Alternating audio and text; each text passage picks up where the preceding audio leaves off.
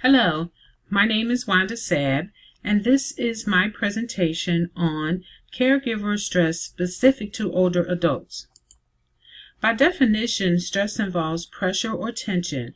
It is a state of mental or emotional strain resulting from adverse or demanding circumstances.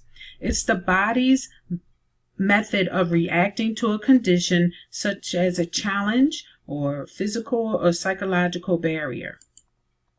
For the purpose of this presentation, I will focus primarily on caregiver stress, which is a form of stress that occurs from taking care of another person.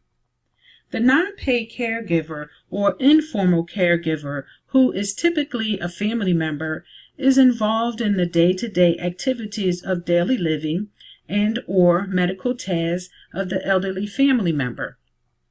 About 34.2 million Americans have provided unpaid care to an adult age 50 or older in the last 12 months. Providing non-paid care for a family member with Alzheimer's disease or dementia, as an example, requires intensive care and support.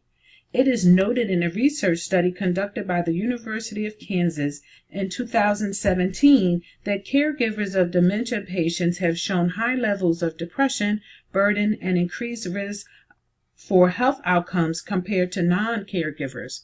About 15.7 million adult family caregivers care for someone who has had Alzheimer's disease or other dementia. Although the statistics presented may be staggering, many families would rather not put loved ones in a nursing home or assisted living facility.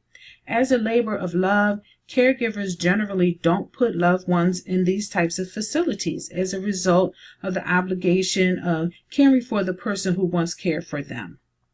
Or it could be attributed to specific roles and responsibilities of a person's culture. There are statistically more female caregivers than males, according to the Family Caregiver Alliance. It is also suggested that a person would need to have at least 3 daughters or daughters-in-law in their lives to avoid going into a nursing home. Before my research of this topic, I thought it was the expectation that the aging family member be taken care of by another family member. However, I discovered that older generations did not typically overlap with their grandchildren as it is seen today. In the 1800s, households were headed by a male, and the thought was that as children grew, it was only the spouse of the male who he was required to take care of. Children were expected to move out in order to establish his or her own family away from their parents. As time progressed, primarily due to economics, adult children often return home with their parents through a shared living experience. This shared living involves adults who live under the same roof but are not romantically involved. In the early 90s, there was what was referred to as a boomerang effect, where more parents were moving in with their adult children. According to a Pew Research Center survey conducted in 2018, nearly 79 million adults in the United States, or 31.9% of the adult population, live in a shared household. Americans aged 85 or older are now the fastest growing population as a result of medical advances and other societal factors. It is expected that this population will increase to 2 billion by the year 2050. Understanding what those statistics mean to the composition of a family, there is an underlying expectation that when the older family member's health is compromised, the younger family member becomes the caretaker. In my family, as an example, my fraternal grandmother's care was provided by my aunt when she became ill. Prior to her medical condition changing, the two lived together for about 8 years. My aunt is a very social person who loved to travel, and she participated many social organizations and was devoutly committed to supporting social causes. Once my grandmother became too ill to independently care for her, my aunt became her primary caretaker. She basically changed her entire life, and she did so for 6 years until my grandmother's passing. And although my aunt's life changed dramatically during this time, she believed it was her responsibility to care for my grandmother and refused to put her in a nursing home. After my grandmother passed away, my aunt's children noticed that her health was beginning to fail. She developed extreme pain in her legs that prevented her from standing for long periods of time. It was also noted that her normal pleasant disposition had changed to be more combative, and she had longer periods of irritability. As a result of my aunt's noticeably changed behavior and decreased activity and health, she now resides with her oldest daughter, who's facilitating her care. The prolonged care of an elderly loved one can cause the caregiver to experience negative effects to the immune system functioning, heart rate reactivity, and rising blood pressure levels. There are a variety of resources, however, available to assist families with understanding and working through related consequences of caregiver stress. The AARP, or the American Association for Retired Persons, offers services that will assist with the physical and emotional aspect of caring for the elderly loved one, financial and legal services relative to understanding the role of a power of attorney, as an example. They offer live chat in the community connections component, as well as support groups that give the caregiver an opportunity to share his or her story with others who have had a similar experience. Lastly, the AARP offers support with career-life balance, which provides educational webinars, videos on how to balance life and work, how to refocus the stress to find joy in caring for another person, how to develop a respite plan, and who to connect with when the time comes that such support is needed, such as end-of-life planning. The Philadelphia Corporation for the Aging Agent, or PCA, is a local program that coordinates a wide variety of services to help older Pennsylvanians live as independently as possible. They help those who are still active as well as those who may become more vulnerable to abuse, neglect, and exploitation. In addition to these services, PCA also offers support to caregivers through their Caregiver Support Program. This program offers emotional assistance through support groups, financial assistance that would help qualified caregivers with needed medical supplies and services.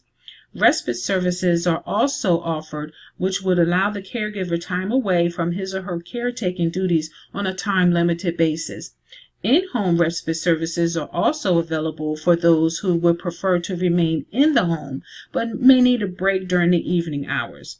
Counseling and education classes are available that prepare the caregiver for end-of-life decision-making. And lastly, there's information pertaining to adult day programs, which are a viable option for a caregiver who desires to keep the family member engaged in activities away from the home during the day.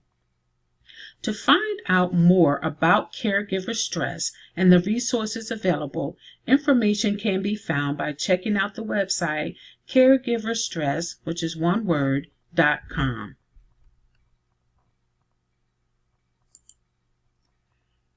On a micro level, social workers should adhere to the code of ethics that addresses services, social justice, human dignity and worth, the importance of relationships, integrity, and competence. Social workers must continue to evaluate program effectiveness to assure services are rendered in a person-centered manner. Services should be provided both to the elderly individual and to the caretaker who may be experiencing trauma-related symptoms as a resulting factor of caring for an elderly loved one. Programs such as Caring Senior Services offers assistance to the caregiver in the form of transportation support, meal preparation, companionship, respite care, light housekeeping, and medication administration. A personalized treatment plan is developed with the elderly family member in mind, as it is important to keep the patient involved in his or her own care.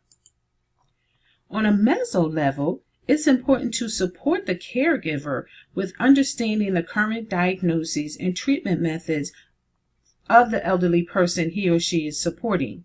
The Elder Care Directory offers information and resources by state to cover such areas as home care, nursing care, government programs, and long-term planning.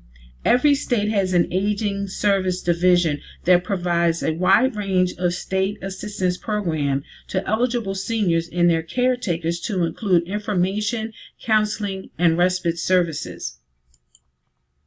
On a macro level, understanding government programs and allowances is critical to the care of the elderly. Caregivers suffer loss of wages, health insurance, and other job benefits, retirement savings or investments, and Social Security benefits, losses that hold serious consequences for the caregiver and his or her family. The Family Medical Leave Act, or FMLA, can provide employees with up to 12 weeks of unpaid job-protected leave per year. It also requires that their group health insurance be maintained during leave. FMLA is designed to help employees balance their work and family responsibilities by allowing them to take responsible unpaid leave for certain family and medical reasons. It also seeks to accommodate the legitimate interests of employers and promote equal employment opportunity for both men and women. Being on call 24 hours a day does not afford the caretaker the opportunity to have physical and or mental space to regroup or have time away from self-care. The emotional and physical strain of providing basic care to a person who has a chronic medical condition can cause the caregiver to have sleeplessness, symptoms of withdrawal, lack of concentration, weight gain or loss, and mood swings, to name a few. Typically, the caregiver tends to center his or her life on what the other person needs, resulting in a loss of one's desires and needs. According to the International Journal of Caring Sciences, maintaining self-care is critical in the life of a caretaker. There are an abundant amount of local resources available that provide suggestions on how to maintain self-care, which should become an intentional act for the caregiver. Attached is a video that I'm hopeful that you will have an opportunity to view. It's about self-care. So in general, we know that life can be difficult. However, adding the additional stress of caring for another person is a definite labor of love. Thank you for viewing my presentation. I hope the information is useful.